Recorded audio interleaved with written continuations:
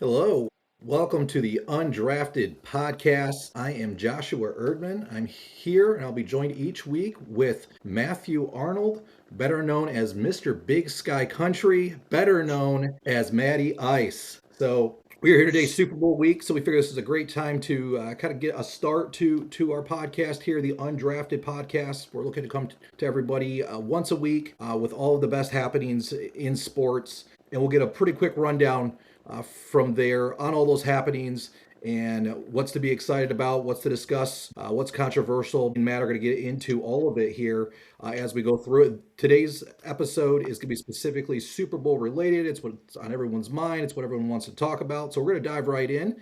We've got the Seattle Seahawks versus the New England Patriots in Super Bowl 60. Matt, what's crazy about this Super Bowl, when you think about the Seahawks versus the Patriots, if you're going to say just 2 years ago, so we're thinking about going into Super Bowl 58 in 2020-24, to think that it's going to be here, Seattle and New England, from where they came from in this matchup, specifically if you're to say, if you're to tell us, 2 years back, Sam Darnold is going to be the starting quarterback for the Seattle Seahawks here in the 2026 Super Bowl, and Drake May, drafted out of North Carolina, will be starting for the New England Patriots. New England Patriots, after the greatest dynasty run of all time, in my opinion, is now already going to be back into the Super Bowl. It's just pretty crazy to think about.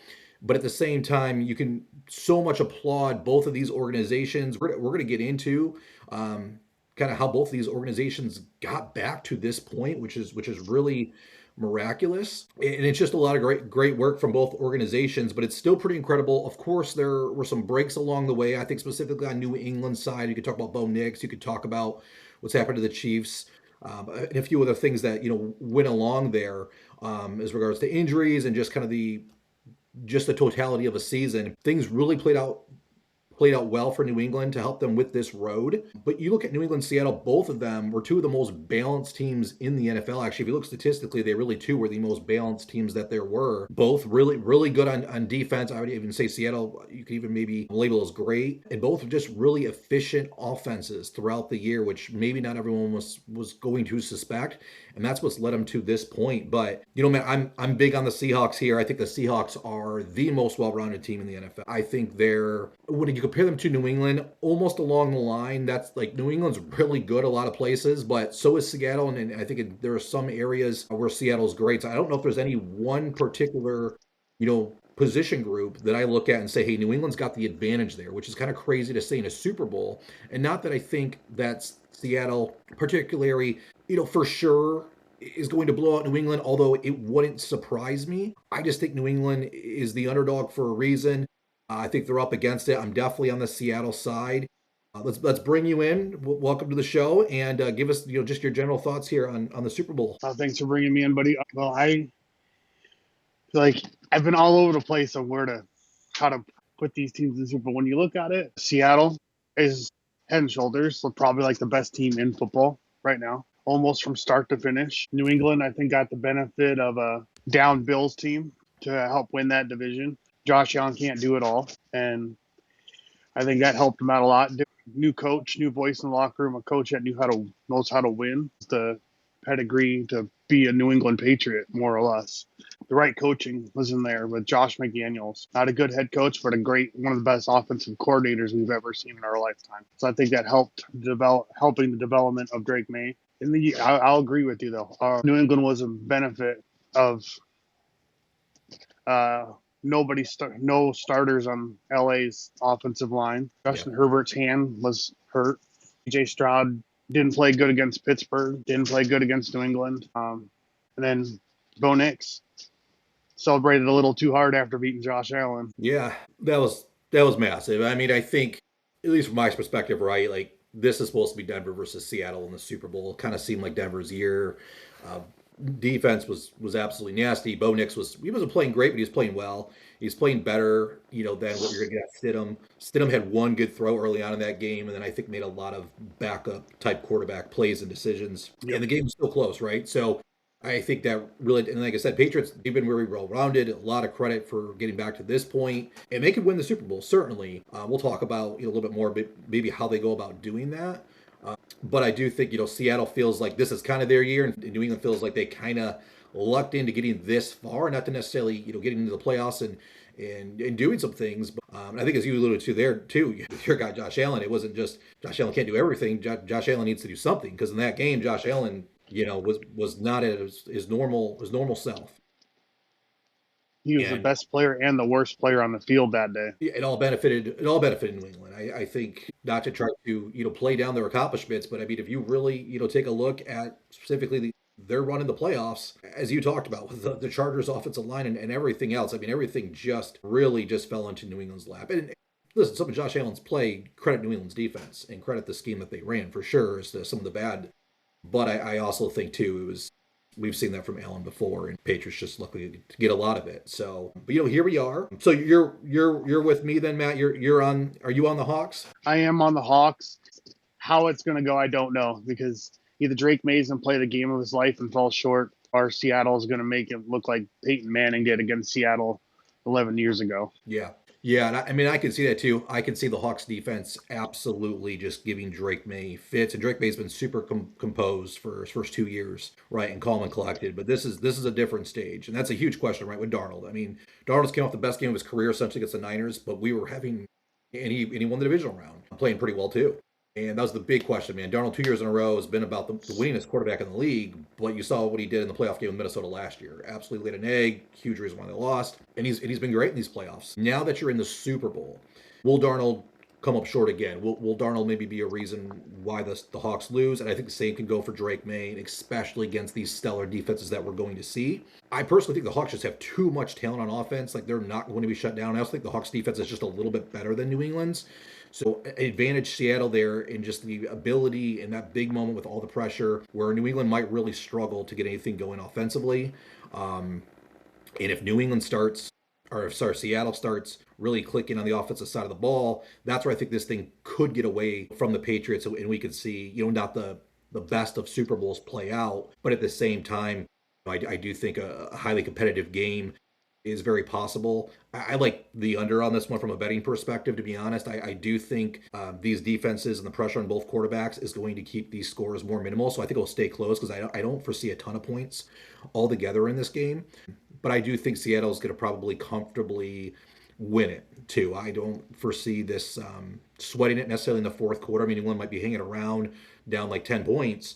So it's, anything could happen. But I do think it's going to feel like Seattle was just the better team and kind of controlled the game, and ultimately end up just kind of, walking into a Super Bowl victory. So, from that standpoint, Seattle needs to not let New England hang around, and Clutch Drake May will show up. Clutch May, Drake, that's a good point. They got to go for the jugular earlier.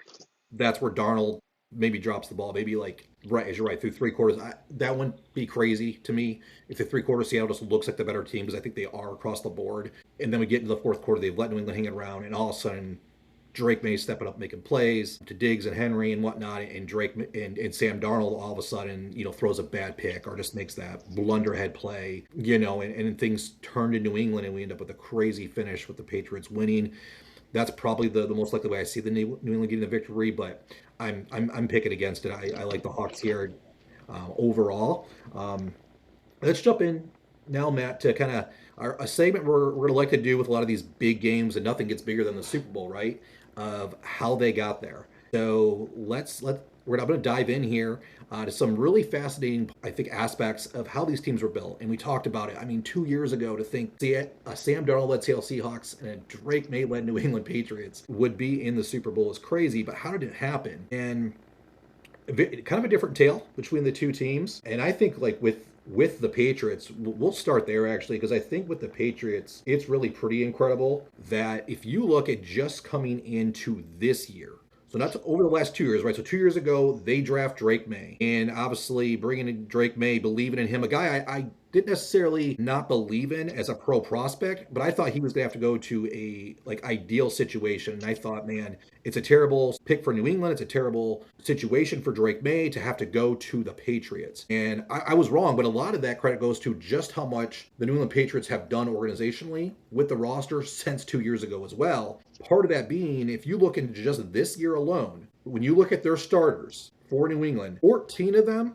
are new to the team this year. Like, that's a massive number. They brought in 14 new guys that are going to be getting significant, probably starting in the Super Bowl, that were not on the New England roster even last year. And then if you want to go back 2 years, then you've also got, Drake May wasn't there. We know the Patriots just went 4-13 2 years. How are they here? Well, that's how you do it. It's almost a complete turnover, but then also, if you look at their offensive line, saying, hey, Drake May is coming in, when I'm thinking, oh man, this could be disastrous with the offensive line in the current state was 2 years ago, 4 of the 5 starters on that offensive line are new this season.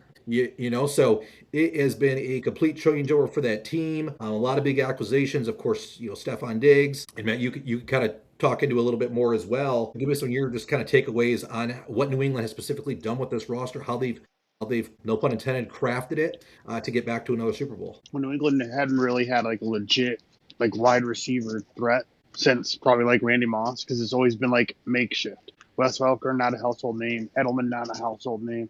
Not the same type of player as what Stephon Diggs can bring. And then you're looking at their defense. Their defense brought in a lot of guys off the streets and stuff like that, cast-offs, first-round busts that tried to different places. And New England is notorious for what would be the right term for that? Another man's trash is another man's treasure.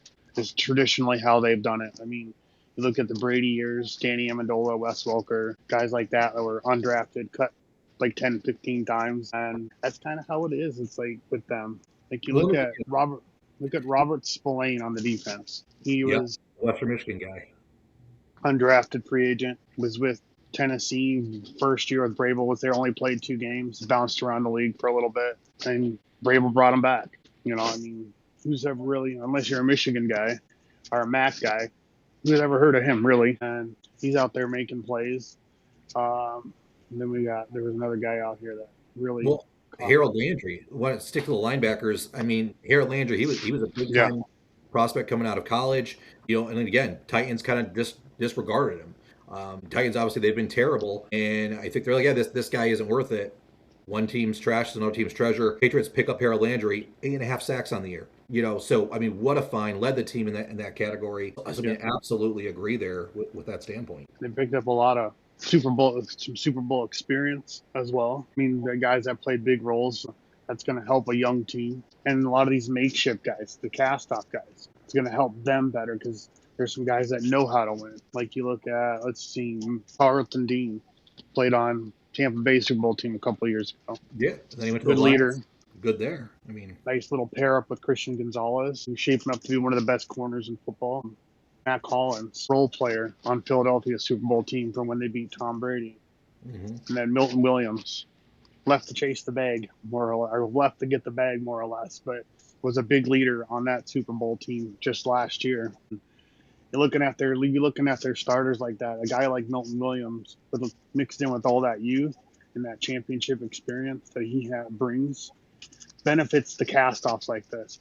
K'Lavon Chaisson, first-round pick of the Jaguars a few years back, supposed to be the next best thing to help that front line out when they took him. And I thought highly of him too. It just didn't work. And they pick him up, and he had his career year right there, 7.5 sacks. I don't think he had that many sacks and right off the rip in his career combined up until then. He's been in the league for like 4 or 5 years. Yeah. Rattles off 7.5. That's pretty good for a new regime.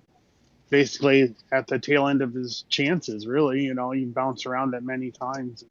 I think that was probably one of the more underrated pickups because they didn't have to get much for him or pay much to get him. And 7.5 sacks, that's pretty solid for something like that, I think. Very solid. And then even going back, further, I mean, Hunter Henry, they got him in 2021 from the Chargers. I mean, Mike, especially for a young quarterback, you've seen that with the tight ends. And New England's always used the multi-tight end packages. But I mean, that's helped out Drake May so immensely.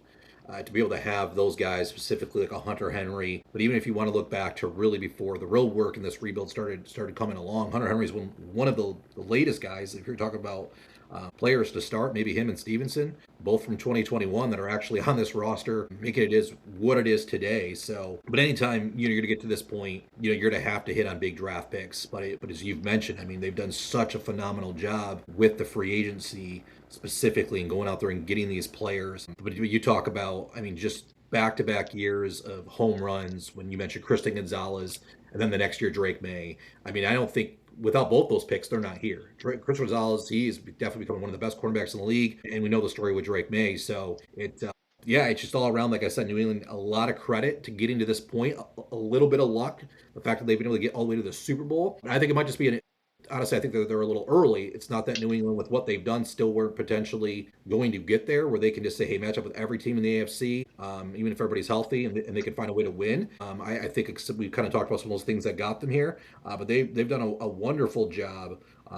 Reshaping this roster, and just insane to think about the 14 new guys on this roster that you can define as starters that were not there last year for New England, in Drake May's first year in the league. So crazy. Let's turn our attention over here to the Seahawks now, in what they've done, how they've got here, right? And so obviously, again, you got to start. They go get Sam Darnold.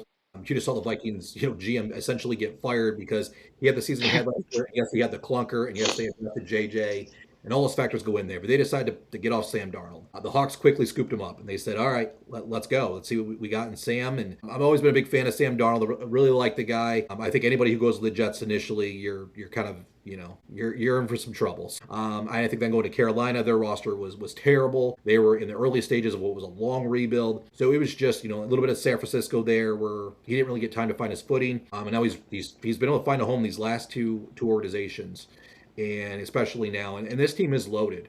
And specifically, it's through the draft. I think the Hawks have done a phenomenal job with homegrown talent. You got 15 starters, 15 really impactful guys on this roster that should be into the Super Bowl that were drafted, and just some great finds throughout for the Seahawks. 6 of those guys have been new to the roster this year. A few of the big names, that they've had join on were, DeMarcus Lawrence. I know a favorite of mine and yours, being Cowboys fans, bringing in old man DeMarcus, and he could still go a bet.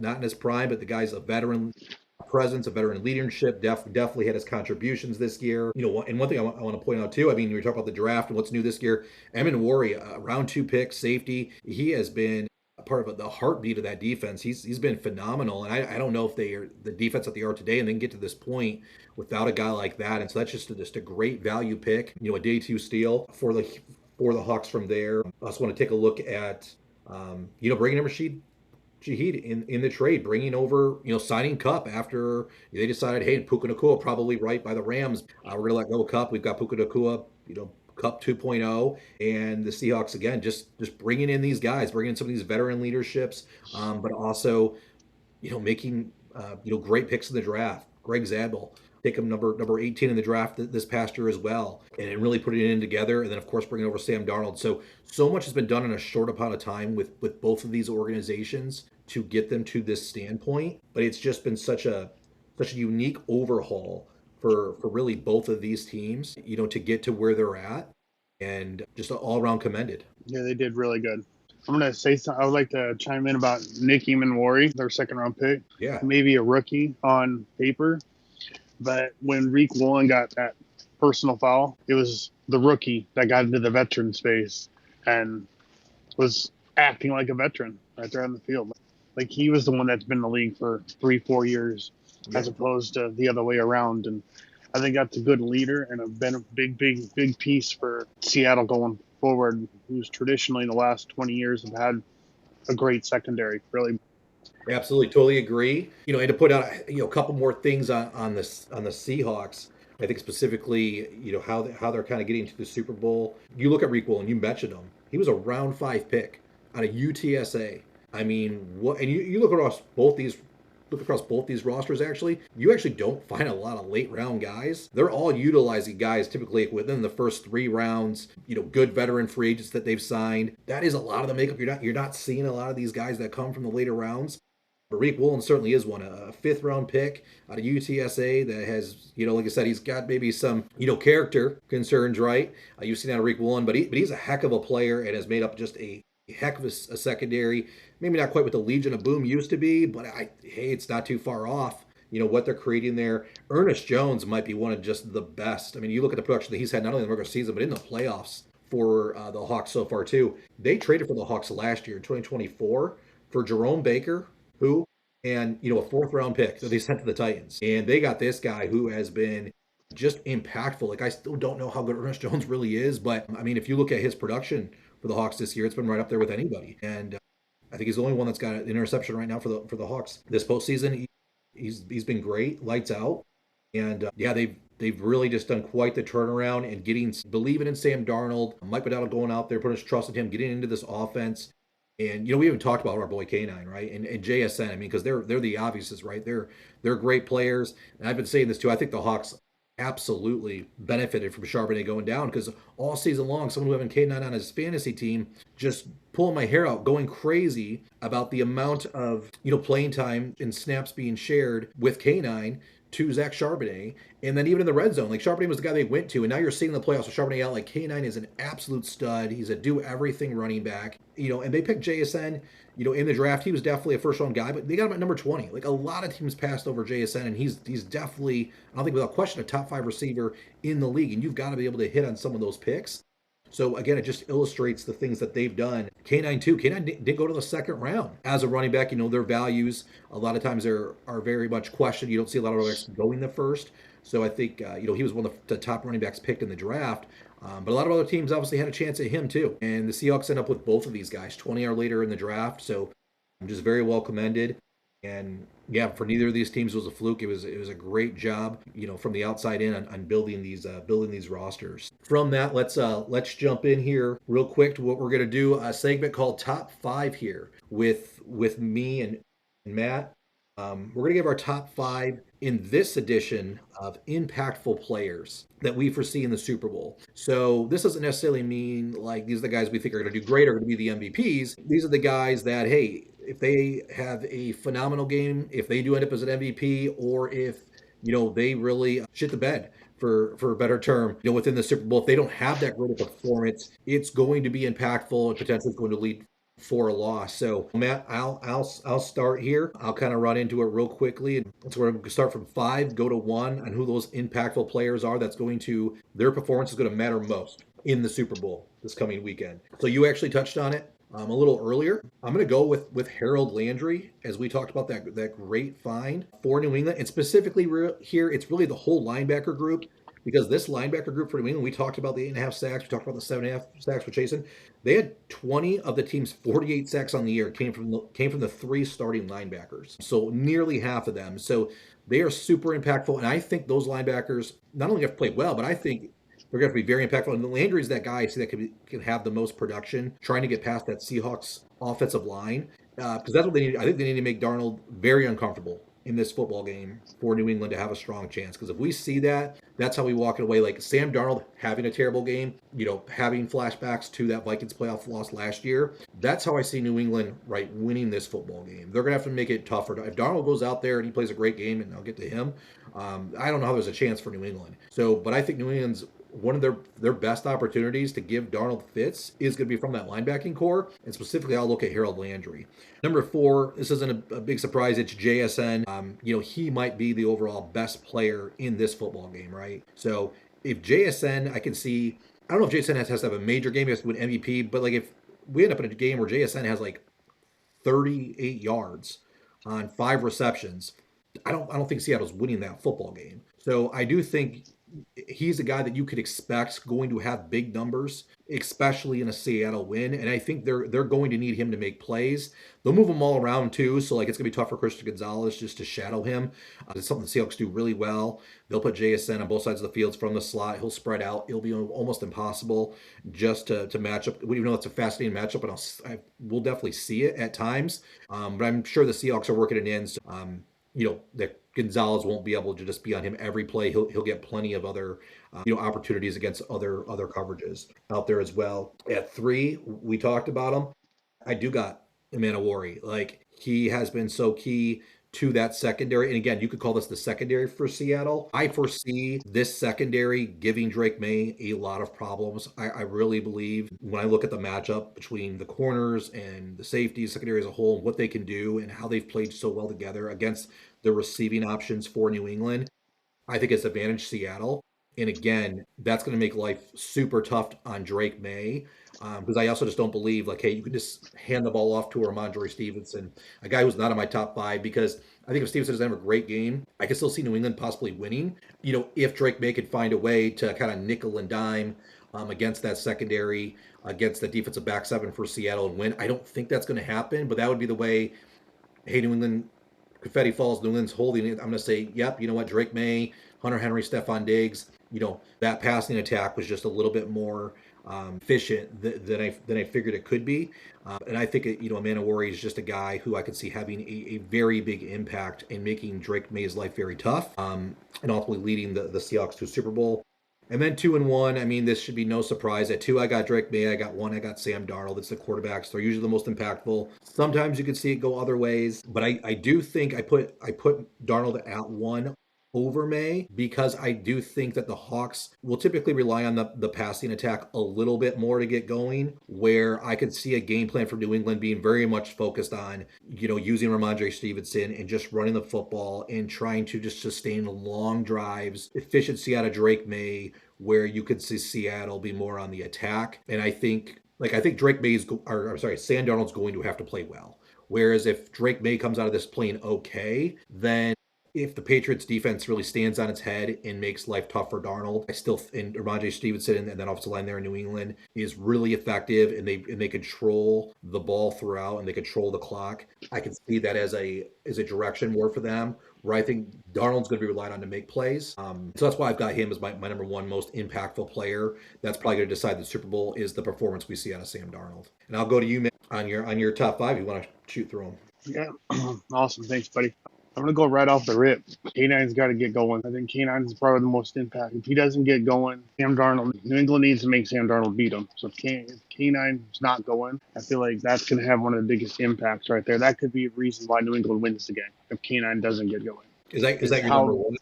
That is my number one. I feel like it circles down to, or bounces back to Sam Darnold in a way. I feel like if K9 gets going, it helps Sam get into a groove. Chunks you're not getting to get into those third and short or third and longs, trying to get into the third and manageables and stuff like that. I feel like that's going to help Sam out. So I feel like if K9's definitely got to get going, I think, for Seattle to win. Obviously, Sam's got to have a great game to win, more than likely. I think K9 is capable of taking a little bit of pressure off Sam. And I'm going to go throw a little curveball on this one, but I think at the return game, with Shaheed and Marcus Jones, 2 very good returners that can shorten the field against these good defenses. I think those 2 guys will definitely play a big role in it. You look at the front 7 of both those teams, and the offensive line is not on their game. Sam and Drake are going to get harassed all day. I feel like if those 2 guys can get to the 35, 40, 45-yard line consistently on punt returns, kick returns, take a little bit of pressure off Sam and Drake, and basically 3 phases of football. I think 3 phases of football are going to have a big impact on this game. I bounced all around. I have like 100 different things written down, but I think Vrabel and McDaniels is also. Mine's not so much numbers as opposed to like in no set order per se, just in general, like the 5 important things or 5 most impactful things. I think McDaniels and Vrabel are very impactful. How are they going to call this game?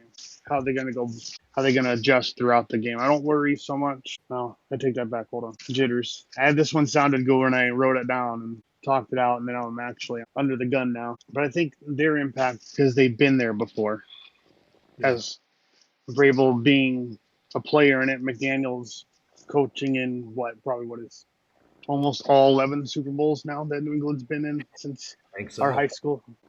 I think their impact is probably the biggest, honestly, when it comes to like the coaching aspect of it all. Is they're the seasoned vets. I mean, Mike McDonald's been around for a while, but never in moments like this. The Super Bowl experienced players, I think, are going to have a very big impact on it. Say JSN's having a bad game. Is that when Cooper Kupp's going to take him to the side and bring in his experience? Former Super Bowl MVP, knows how to win. Then same with you go look at the defensive side of the ball for New England. Milton Williams, Carlton Dean. Christian Gonzalez is great, but he's young. Big moment. How good is he in the big moment? You got a guy who's been there before. And then you look at the rest of that defense. Milton Williams, being on that front line, there's hardly, unless it's Christian Barrymore, there's like nobody's on that front seven. And I think that experience in moments like that for the inexperienced guys will have a big impact on that game. Especially the fact that Dean and Williams were just in one and Cooper Cup. Like all these guys were just in one. Yeah. And I think And Cooper Cup is fascinating. I mean, if you're looking like from like his expectations, if you look at like the betting odds, like his over under on catches like 3.5. I mean, yards is under 40, it's like 30 maybe even. Not a lot of expectation, but he's one of those like sleeper guys I think there is out there that like if Cooper Cup won MVP, wouldn't be shocked because JSN does walk away with the MVP, right? So we're kind of before. yeah, talk about those impactfuls. Now, is that your top five there, Matt? Well, I had one more. It was the Seattle's front seven.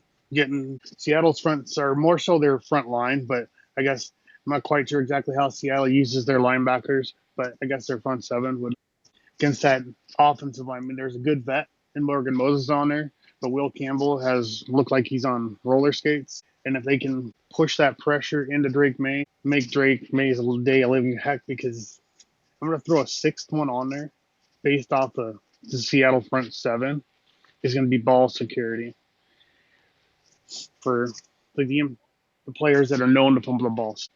Notorious for fumbles. Drake May has fumbled the ball a lot. Sam fumbles the ball a lot. K9's been known to cough it up from time to time. Yeah. No, I mean, I agree. Like I said, it's all about making Drake May uncomfortable. I think for the Hawks, I kind of went more towards, I think, the secondary and what they can do. Because like I said, I believe they're almost the reincarnation of the Legion of Boom back there, especially with that pick of Matarori. But absolutely, that defensive line is a menace. We've talked about, obviously, DeMarcus Lawrence, bringing over also Leonard Williams. Again, just other teams' eventual trash, right? Had great careers elsewhere, but then teams move on. Seattle picks them up, and they're striking gold. So it's been phenomenal. Start with you here, Matt. We're going to go with our non-MVPs. We're not just going to give you guys our MVP pick. We give you who's impactful. Be a little more, give you something new. Who's the non-MVPs? That one individual that after the game's over, and likely right on the losing side of things, who's that guy that everybody's criticizing on Monday morning? Who's the fans are pointing at? Let the game down. Who do we think that is, Matt? Who's your non-MVP here for the Super Bowl this weekend? I'm going to go out on a limb on this one. It's not going to be a player. It's going to be a coach. It's going to be Josh McDaniels. So they're going to scrutinize the offensive play calling there in New England. Yeah, not adjusting. If the game's going the way a lot of people were predicting, it'll be in a blowout. Josh McDaniels is a great offensive coordinator that should be able to make adjustments. If he doesn't make the adjustments to help Drake May is going to play like he's going to play like garbage. So funny, we nearly have the same answer because my answer is Mike Vrabel. I went with Coach too, and I went for a lot of the same reasons. I think the onus will actually. I think McDaniels, Josh McDaniels. I think he's built that cred up where I think people more believe in him, and if New England really falters here, I think credit's going to go to Seattle defense. And I think blame, even though Vrabel's not the one calling the plays, not running the offense really. But I think there'll be some decisions probably within the game that Vrabel will make.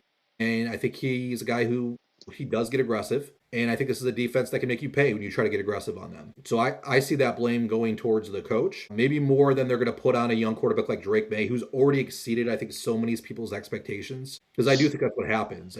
But actually, see this game playing out, as I've kind of talked about, I like the Hawks winning, and I think the Hawks make Drake May's life pretty tough. And Drake May doesn't have that great of a game. I'm betting his under, and I think when you look back at it, I think that blame will go to Vrabel, especially if it's a blowout. Then I think they're going to put it on the coach, not having the team ready to play. And I don't even know if it will be fair because I think the Hawks might just be that much better. When you're better, as we started the show with, almost along every positional group. I think you probably can give the advantage to Seattle, which again is kind of crazy for two teams. The line's only 4.5, but I think it's a reality. So I'm going to go with Vrabel. I'm going to go with McDaniels. Either way, put it on the offensive coaching staff rather than players. So that's kind of our prediction there. All right, guys. To end each episode that we're going to do here, we spend some time with you guys to try to do something a little fun. We're going to go play a little. Version of Guess Who with Manny. And how it's going to work is I'm going to think of one specific individual, obviously within the world of sports. For this week, we are going to keep it Super Bowl related, and I'll get a little more specific here in a second. And how it will work on each episode here is I'm going to start off by giving Matt 3 basic clues. along with the general theme. I'm going to give Matt 3 basic clues, and we're going to see if he can figure out who it is. If he can't off of 3, I'm going to give him a 4th clue. If that isn't enough, I'm going to give him a 5th. I might need that layup. And if he isn't, brain. if he doesn't have it at that point, well then we got to figure out what we're doing with Matt here. But we're going to try to stump up the Arnold. So bad. So here we go. So this player is a 3-time Super Bowl champion alongside Tom Brady. So he's been on these New England Patriots historic dynasty runs. He was drafted in 1995, and Tony Dorsett is actually his uncle. Who is this? Played alongside Brady on 3 Super Bowls. And Matt, I kind of got to go on Matt. Matt's not looking anything up. There's no internet access. He's good to go to off the top of his head. So you have me stumped at the Tony Dorsett uncle part, because we're thinking early 2000s, that great run that they were on. And I feel like this is a random statistic that I feel like I should know. Yeah, and so you don't have to guess right here either, Matt. You could say, hey, I need that 4th. If you don't want to, guess incorrect. We can keep going if you guess incorrectly, but hey, it's better, I think, to get it right in your first guess, even with 5 clues, than have a couple misses before you get there. So do you want the 4th? Or do you think you got it? Drafted in 95, 3 Super Bowls with Tom, and then Tony Dorsett's uncle. I have a lot of rookie cards from 1995. I'm trying to just throw another one out my way. I don't think I'm going to get it right now. Okay. I think these last 2 should really help. I'm going to give you the first one. He is a U of M graduate, just like Tom Brady. Dang. Hall of Fame corner, Ty Law. There you go. Good job, Matthew. I don't think I was going to get it. I don't think I would have got it without that one, I don't think. I don't think we had enough time for my brain to process stuff. Yeah. Like I said, these last 2 clues, that's who will go. 3 clues, a little tough. 4th and 5th clue come along. The 5th clue is going to be he holds the New England Patriots franchise record for interceptions. So that probably makes it pretty obvious as well. That was, yeah. Another interesting fact on Ty Law. Yeah, you got to guess, Matt, what Ty Law is doing these days after football career? What he's doing? Well, let's see. I'm just going to do it. Say this because that seems to be what retired athletes and coaches have been doing, but he's probably joining Survivor. Yeah, maybe. Possibly something like that along the lines, but what he's most of his time is taken up for is he has actually opened up a franchise of trampoline parks called Launch Trampoline Parks. That is the new franchise for Ty Law, Launch Trampoline Park. So just an interesting tidbit found out there as well on the guy, kind of what he's doing post NFL Hall of Fame career. But yeah, all right, we're gonna enjoy the Super Bowl along with the rest of you guys. For anyone that end up listening, thanks for tuning in. Just a couple guys that of the undrafted variety here on the Undrafted Podcast. Just not chasing clout, just here to talk sports and have a good time. Thanks for joining us. Enjoy the Super Bowl. All right, take care, guys.